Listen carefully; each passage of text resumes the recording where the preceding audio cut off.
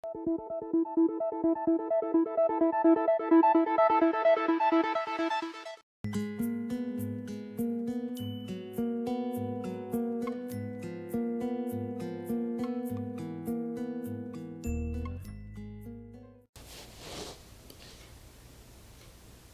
viewing a lot of videos, a lot of documentaries on the early church of the first century, and second century, and third, I am convinced that there's one trick that is being pulled off by the men who create these videos.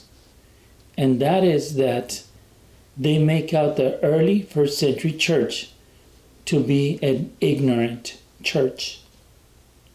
What do you mean by that, Pastor Uresti? What do you mean by that? All these documentaries, they make the early church that was led by Jesus Christ and the apostles who were taught under Jesus for 3 years. They make all of them super ignorant, and that as they die off, the church doesn't know what they believe. And so it would take a progressive revelation of the gospel to give them the truth. And this is a big lie. The early church was a knowledgeable church. Jesus, being the greatest teacher of all time, he taught his disciples well. And his apostles, they taught their disciples well.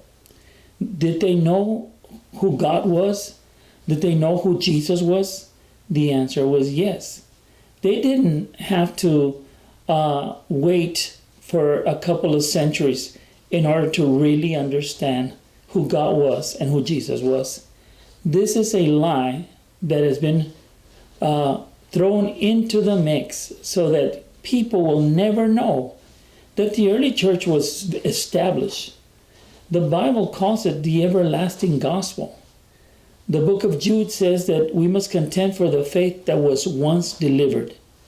So if Jesus gave us a gospel, and Paul said that if anyone teaches another gospel that is not the one that they preached, let them be accursed. Why would we think that we would need a couple of centuries to understand that God was a Trinity?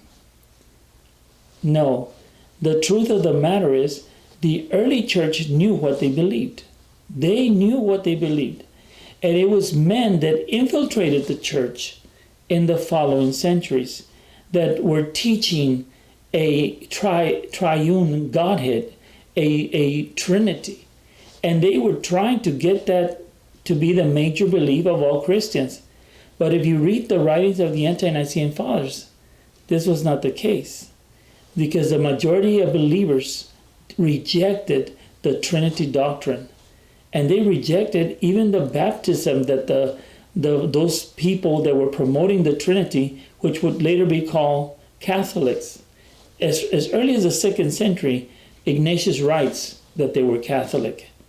So we know that these early men that were coming to the church, or that came out of the church but were teaching a different agenda, we know that this is where the Trinity started.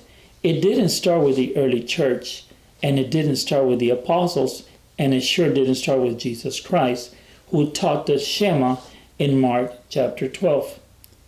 No, these documentaries on the early development of the Trinity are lying to the people, or simply ignoring the truth of what really happened. You see, the early church was established, and they had elders and bishops. They knew what the church was and how it was supposed to be run or operated. They knew these things.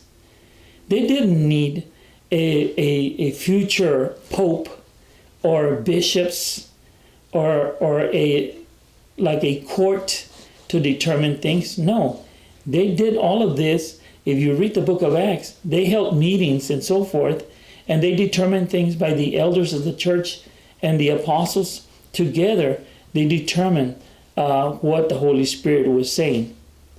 So the truth is that progressive theology is a lie. Those that are teaching, and it's a big group of people that are teaching that early church didn't really develop at the beginning, and it took all the way to the 4th century to give a definition of who God really was and who Jesus was. This is a lie. And the more I look at documentaries on the origin and development of the Trinity or the early church, the more I see that these men or women that produce these videos are lying to you. And so I thought I'd make this video just to make this known. You can study it yourself. Here's a question for you. If the true church were the people that were represented at the Council of Nicaea 325, then who were the people that they persecuted who did not want to accept the Trinity, who did not want to follow that ecumenical council? Who were the people that were persecuted? And there were thousands of them. The answer, the Council of Nicaea, they were really Catholic. And they became, really, it was stated, it was written, they became the Roman Catholic Church. Who did they persecute? They persecuted the true believers of the 1st century and the disciples that came from that church. This is the truth of history, very well hid with our modern documentaries on the history and development of the Trinity. I pray you will pray about this, and I pray that you will look into this and research the matter. Why is it that all of a sudden the early church, we have the New Testament with tremendous information and knowledge, wisdom of God in the New Testament. But when we get to the 2nd century and 3rd, 4th, all of a sudden the church doesn't know anything. The church is ignorant. The church did not get to develop the teachings of the Trinity. And so this is a lie. The ones that came into the church in the 2nd century were the Catholics. They were few in number, but they grew. And establishing their rule over people, as the Bible teaches on the Nicolaitans, who were people that would take over the other people and control them. This was the spirit that was operating the Catholic Church. And as they developed and grew, and then finally in the Council of Nicaea, they were established as the state religion. As you can see further on, and history tells us that they were the ones that were persecuting. And so this is what you need to understand. The early church was wonderful. The disciples that came from the apostles were teaching the same doctrine of the apostles. And they were teaching that God was one, and that Jesus Christ was a manifestation of God in the flesh. This is what they were teaching. Tertullian, who was in the 3rd century, called them monarchian. And of course, the documentaries on the Trinity tell us that first there was infiltration. Sabellius came in teaching the modalism. And then Arian was teaching Unitarianism. And of course, the Council of Nicaea, they established the Trinity as a true doctrine of the church. But all of this is, I would say, a camouflage, so that you will believe that the Trinity is a legitimate doctrine when it is not. It is a doctrine that was brought into the church, and it was forced on the people because the people rejected the doctrine of the Trinity from the very beginning. And they did not believe in Unitarianism. They did not believe that Jesus was just a man. This was only a certain group of men who did not want to accept the truth of the gospel. And the Bible tells us, the New Testament tells us, that these men were coming into the church. And from among the same elders, and that men would rise up teaching perverse things. All of this happened. It started in the 1st century, the infiltration, the misleading and deceiving started at the late 1st century. But in the 2nd century, it started taking over. On the 3rd and 4th century, it completely took over. This is the truth of the early church. No, the early church were not ignorant Christians who did not know who God was and who Jesus was.